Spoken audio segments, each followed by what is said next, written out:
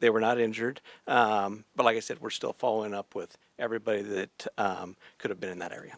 And how can you say it's a targeted attack if you don't have a suspect? Like I said, we take the totality of the situation. We try to make the best bit of information we can with everything that comes in, and then we make our decision off of that. So at this time, I'm not going to expand upon that. But like I've said, we do have a suspect out somewhere, and we are looking for that individual to solve this. Hi, Rachel Sun, Northwest Public Broadcasting. I just want to clarify something you said earlier. Over the past couple of days, the information that we've been getting is there's not a threat to the public. Then earlier I heard you say you can't be sure that there is no threat. I just want to clarify what your stance is on that at this time. So we still believe it's a targeted attack, but the reality is there's still a person out there who committed 4 horrible crimes. So I think we got to go back to there is a threat out there still, possibly. We don't know. We don't believe it's going to be to anybody else, but we all have to be aware of our surroundings and make sure that we're watching out for each other. Okay, and then one other follow-up. I know you said when the call came in, it was for an unconscious person, and also that was a stabbing.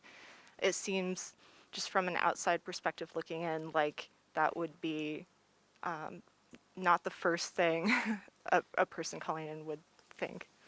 You're right. But the report that we got was that it was an unconscious individual. It wasn't until our officers arrived on scene, went in to do caregiving check on the individual who was unconscious, that we found the scene that we found. Okay, thank you. Yeah.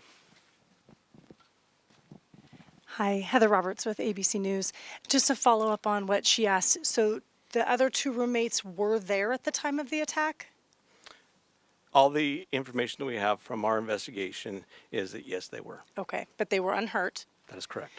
So is there any explanation as to why it took so long then for someone to call 911? You have surviving witnesses to an incident at 3 or 4 in the morning, and the 911 call didn't come until noon? I don't think I ever said that they were witnesses. I said they were there. So, we don't know why that call came in at noon and not in the middle of the night. Would have we loved for that to have happened? Yes, but that's not how it took place. So that's why we're investigating everything still, to try to pull all the pieces together. Were they one of the people, were they the 911 caller? At this point in time, I'm not going to divulge who our 911 caller is, just because I want to keep the integrity of the investigation at this point, okay? Okay. And last question, are you able to tell whether the same weapon was used on all 4 victims? That's why we're having the autopsies done. The autopsy will confirm that and hopefully collect some evidence for us, even from those. That's why you do the autopsies, is to try to be thorough and try to gather more. So we'll leave that would probably be something that would come out later. Okay. Excuse me, Derek Shug, Fox News Digital. Was there anything missing in the home, or were the purses still there? Any robbery attempt, anything like that? Nothing that we have identified. And I'm going to take about 2 more questions, all right? Hi, I'm Tim with the Daily Evergreen. I was just wondering, were the 2 other individuals present at the home when police responded at noon? Yes. Okay. Chief, if you don't mind elaborating a bit more on those 2 people. Was it 2 people? What have those people shared about the circumstances of that night, what they saw or didn't see? Well, I'm not going to go into what they shared that night. Obviously, that's part of our investigation. That's part of the information that we're trying to build our complete story with. So, as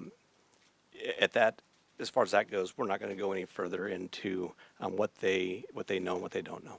How many were there? We believe 2.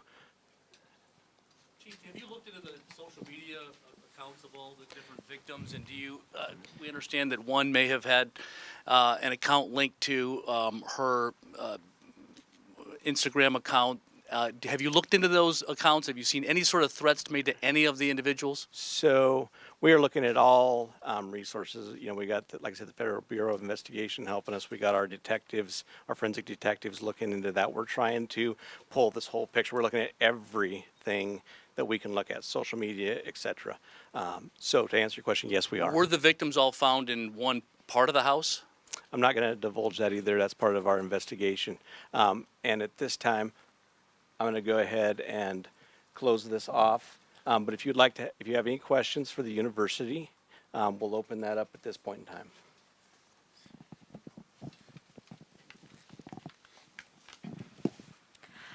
Who has not had a chance to ask a question? Yes, over here. Me? Yes. Oh, okay, thanks. Actually, I had a question for the chief, so I don't know. Okay, well, you want to pass it? Okay. What is the university doing to make their students feel safe? Yeah, great question. At this time, I think I'll turn this over to Blaine, who's been dealing directly with our students and dealing with those that truly still feel unsafe despite some of the assurances and things that we're doing. Blaine? Yeah, absolutely. Thank you for the question. A question of safety is on everyone's mind right now. We have increased campus safety patrols. Our executive director of campus safety and security, Jake Nichols, is out in the hallway actually here, and so I'm sure he'd be able to answer some of those questions. We have a campus safety escort where students can call 24 hours a day, 7 days a week to arrange for a security escort to be escorted across campus during the day or night. It doesn't matter at any point in time. We're also providing resources to students to help them navigate through this from an emotional standpoint. We've had drop-in counseling that has been utilized both in our counseling center as well as the student union building. And we're also supporting students, like President Green indicated, that if they want to leave and go home now, they absolutely can. We're going to support them in doing so. Many students have questions about their academics and whatnot, but this is a very dynamic, fluid situation, and we want to make sure we're supporting students and their families to get through this the way that they need to. Yeah, absolutely. Washington State University is about 8 miles that way. What would you suggest that Wazoo does to make their students feel safe if they're unsafe? Yeah, communication and encouraging students to reach out and use resources. That's a fantastic campus. I talked to their Dean of Students office yesterday, and they are mobilizing their support resources. All campuses have supports in place. Students just need to make sure they're leaning in and reaching out to it. And many times students don't, but we encourage that, absolutely. Hi, this is Hadia Thark with the Argonaut. This may be a question for Scott Green or Blaine Eccles.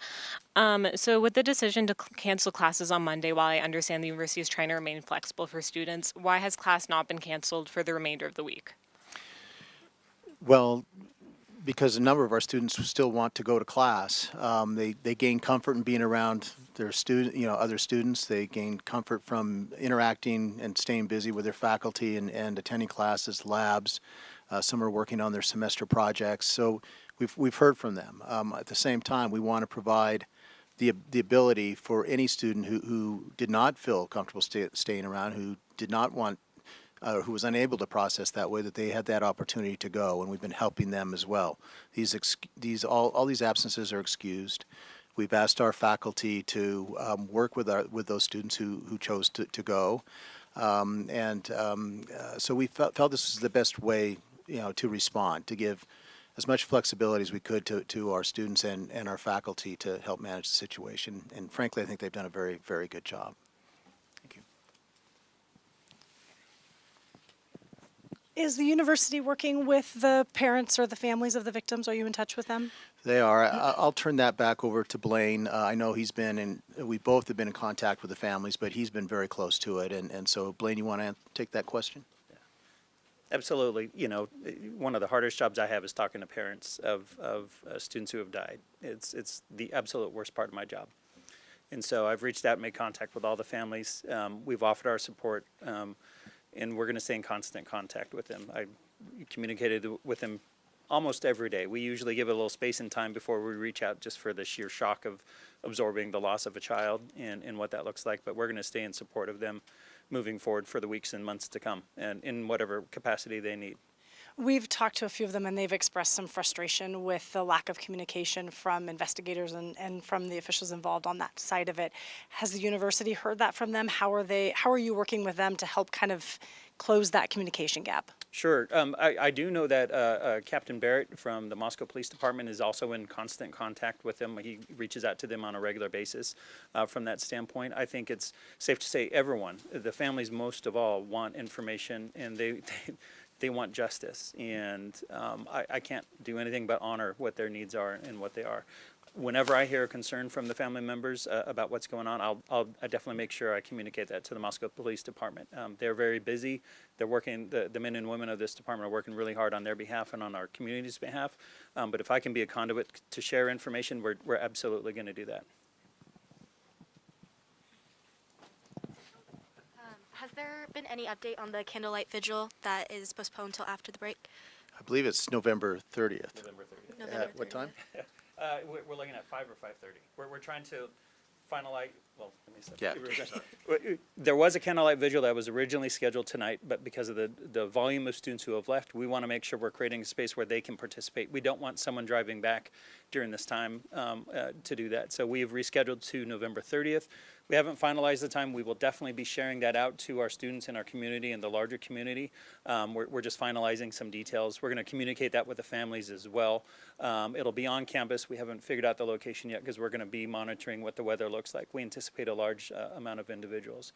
That being said, we also have two communities that are just providing beautiful support. There's a candlelight vigil in Boise tonight in honor of our lost students. And there's also a candlelight vigil tonight in Coeur d'Alene. And I say nothing but thank you and for the love and support from those communities that are supporting us. And we've seen that support come across the country and around the world for the University of Idaho and these families. And so it's a beautiful thing. President Green, can you talk a little bit about the vandal alert that involved the knife and how the university handled it and what you found in that case? Yeah, so basically we were just responding to the information that we had from the Moscow Police Department at that time. We have an incident response team. We gathered Sunday as we were notified by the Moscow Police Department that there had been a crime committed. At the time, we weren't sure if they were students or not, and we wanted to provide help to the Moscow Police Department, and we think we were able to do that successfully to help them, identify those students and contact their relatives. So, beyond that, it was just trying to understand what the assessment was of the risk to the campus. And we relied on our subject matter experts, as you've heard. They know more than any of us about this, and then based on that, we started making decisions about how to move forward this week. Yeah, and so what were those decisions around that initial alert? What was the conclusion you had at that point about the level of risk? Well, of course, your first, on the first vandal alert, it was high risk. We had really no information, and we asked our students to shelter in place, and until we got the all clear, from, well, it wasn't an all clear, but a reduced risk where we could where students could start to move around more freely. We had people sheltering in places like the library and the Pittman Center and places around campus, and we didn't want to keep them there all night if we didn't have to. And so as soon as Moscow Police Department determined that it was safe for them to begin moving around but be vigilant, we sent the other vandal alerts. Yeah, my apology. I was referring to the earlier vandal alert involving the threatening with the knife that had happened in September. Yeah, you want to respond to that? Thank you, Blaine. So that vandal alert, we had a group of students walking back to Greek Row from a location off campus. They encountered an individual who was not affiliated with the university. They got into, from my understanding, a verbal altercation, and he ended up flashing a knife at them. It was not a stabbing. It was not a stabbing attack. It was a threat, to the best that we know.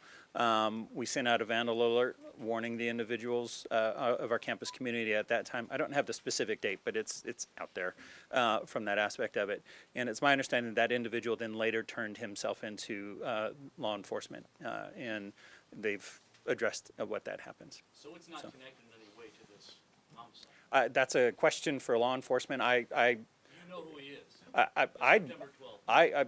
I know about the incident. I don't know the individual because he's not affiliated with the university. So my understanding, he turned himself into law enforcement. So I can't answer the question of whether he's connected with this or not. So we want to thank you again for coming. That's going to be all the questions we take at this time. We appreciate you coming and spending time with us, and we will continue to put out information as we have time. And we want to reassure the community that the Moscow Police Department and everybody working on this will do everything we can. We love this community. We've a lot of us have went to the University of Idaho, and we are vandals, and we will do everything we can to solve this. Thank you.